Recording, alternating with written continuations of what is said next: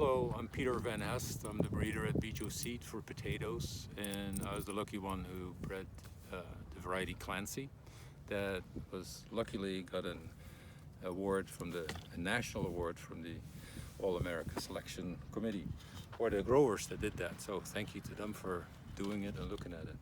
Behind me is a field of Clancy. This variety was bred about 6-7 years ago, and I didn't like the yield that much and tossed it out. Took some spuds home, ate them, and thought that's pretty good, and I brought it back in.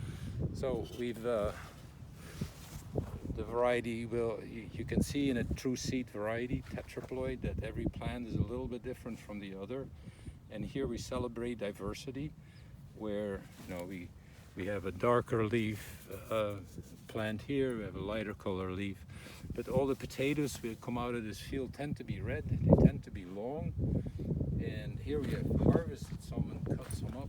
This is an organic field, so we have a few insects that have been mucking around. This is at 85 days, so we get a reasonable yield coming in already, but this is really for the creamer market, and here you can see a good difference in the flesh colors. It comes out pretty smooth though for all of them. They tend to be long, but about 10% of the plants will give you an almost yellow or a blush color with some red dots or spots.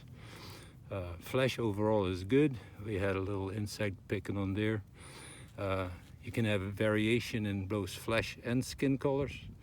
As you can see here, it can go cream to yellow.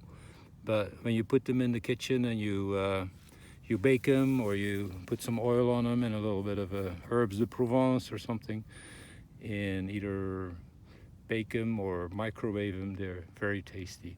We normally harvest, or we recommend you eat them between 3/4 inch and 1.5 inch diameter, but you can really eat them at any size.